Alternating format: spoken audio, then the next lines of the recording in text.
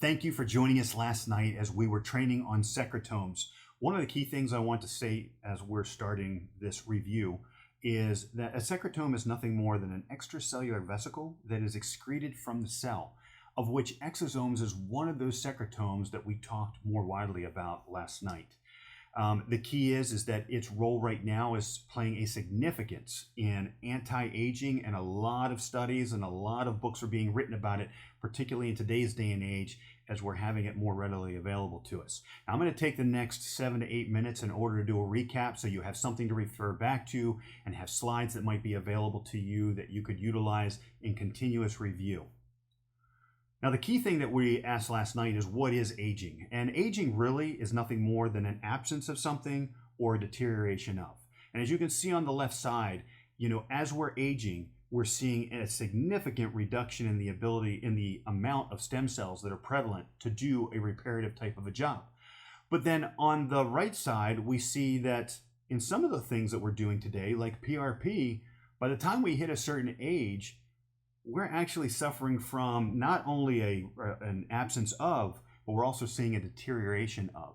And so right when we need them most, we need something that is actually going to play a big role in terms of that helping in that reversal. And that's where we're going to see secretomes and exosomes come into play. Now, there's 3 things that we're really trying to accomplish in the regenerative aesthetic marketplace. First is we want to enhance our existing aesthetic treatments beyond what we've already been able to do with different serums and PRP.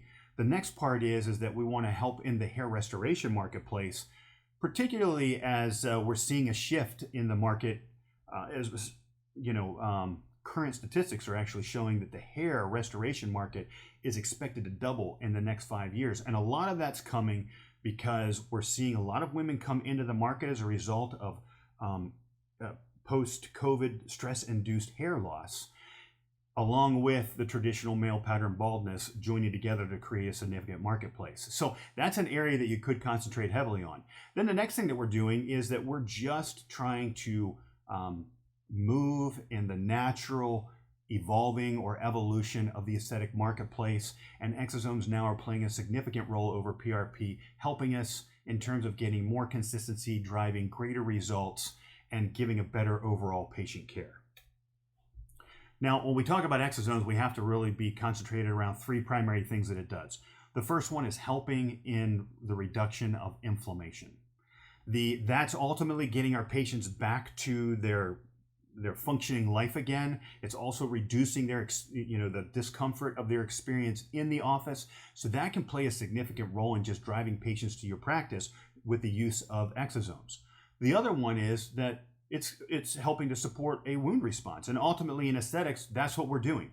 We're creating a controlled wound and then we want it to repair. So rather than let the body kind of heal itself as it can during a particular time in life, we're going to give it the bump by giving it the extra ingredients that it needs in order to stimulate that wound response in a much faster and restorative fashion. Then the third one is that not everybody is coming at this from a trauma type scenario where we're traumatizing the skin, creating that wound response. Some just want to do it for restorative benefits, more prevention. And that's another role that exosomes will play. So you're going to see the 3 roles of being reducing inflammation, helping in repair, and then helping in a regenerative effect so that we can fight the aging process with strength. Now, in exosomes, it's one of the questions that we're asking is, why are we moving this direction? Well, for years, we've worked on the middle slide here of growth factors, and that's been in the PRP marketplace. What we've seen is that we can only pull down a certain amount of growth factors, and we can only get so much benefit from our growth factors, which is why some people see wild success and other people don't see it as much. But the key that you have to understand why growth factors are so important is because they bind to the receptors on the cell and then they start influencing the cell from the outside. And the one thing that I always like to give is an analogy of kind of like building a house. You can look at growth factors more as a construction manager. They're not necessarily on the property, but they are influencing what is happening on the property. Well, when we start talking about exosomes, we're not just getting the growth factors, but we're also getting this other product in there called messenger RNAs and microRNAs. These are like the manufacturing, this is like a manufacturing plant. It's like the people that are on the site building the house. These two work in unison together in order to build out specific proteins that are going to be used in the cellular renewal and help the influence of the cells around them as well. And then cytokines, there are anti-inflammatory proteins, and basically they're just creating the ultimate experience, making the experience enjoyable along the way. So when you're looking at exosomes as a whole, they're not just playing one function, but they are playing a grand function in terms of the cell. And one of the things we talked about last night is that exosomes don't just affect one cell. They've actually been shown to influence 60 to 100 cells before they finally kind of ended their stay. So great information there. Now, a lot of you are already involved in PRP, or maybe you're looking at getting involved in PRP. Well, now we can see a clear, defined pathway as to why we're looking at secretomes versus PRP. The first one is, of course, anti-inflammatory properties. We know PRP was not designed for anti-inflammatory responses. It's acidic in nature, so for some people it actually can have a little bit of sensitivity when you apply. But with secretomes, we get that inflammation response immediately, the anti-inflammation response immediately, which gives a better patient experience even before they leave the office. Now, the other thing too is with PRP, we realize that we're pulling older ingredients, less ingredients, in order to try and get something reversed at a time when we're not carrying the greatest quality. So what's nice about secretomes is because they're coming, particularly the exosomes that we use, they're coming from placental or umbilical cord, so they are very hypercharged. And what happens is we're actually seeing that secretomes exosomes are 100 times more consistent than PRP. The other thing too is it's pain-free. And the process of it is to just basically thaw and apply, thaw and apply. The other nice part too about secretomes is there is no blood draw. So for those of you that are either come into situations where the patient came in dehydrated and you can't find a vein, maybe they're hard to stick, there's a lot of different reasons in which you might find that you can't do PRP that day. But the nice part with secretomes is no matter what patient condition is, they can be treated with exosomes on that particular day. Plus, it saves you about 15 minutes of added prep time and the additional equipment that you have to buy in order to spin down the PRP. So time is everything in aesthetics, so if you can get 15 minutes back, well, that adds up over the course of the day, and that's going to give you some advantages.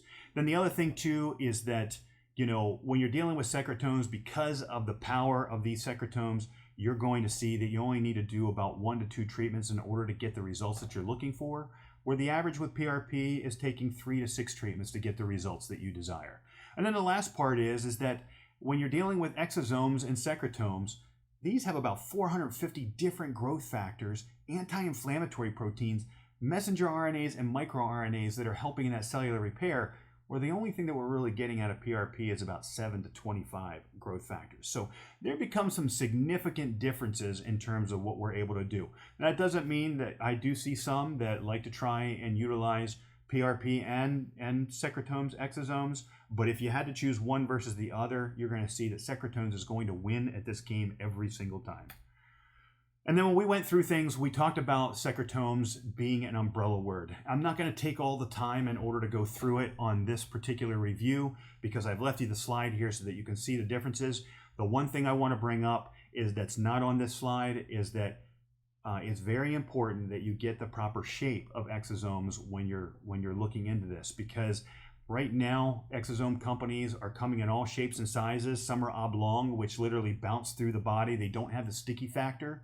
And others are just talking about particulates. In other words, their exosomes are broken, and so they're trying to count all the things that were inside the exosome to say, hey, you've got a rich amount of ingredients. But what we learned last night is for an exosome to work, it has to be absorbed into the cell because that's where its work is done. But then other questions that you might ask yourself is, where are they coming from? What's the selection standards that they're using? What type of quality are in these exosomes? Quantity. And I can tell you from my own experience, quantity does make a difference.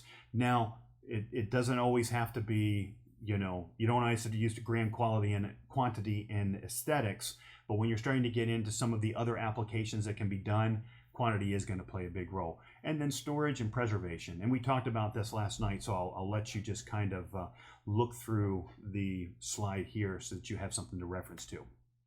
And then let's not forget the additional applications that exosomes play in this role, because you're in aesthetics, your patients are talking to you about all the things that they are going through. And so there's an opportunity to create wellness procedures for your patients to give them that overall benefit that is not just aesthetic, but also can give them functionality back as well. So with that said, that's where I'm going to end things. I hope that you enjoyed the time that we had last night, and I certainly did, and I thank you so much. If you have any questions, don't hesitate to reach out to myself or to the person that brought you to the event, and have a blessed day. Talk to you later. Bye-bye.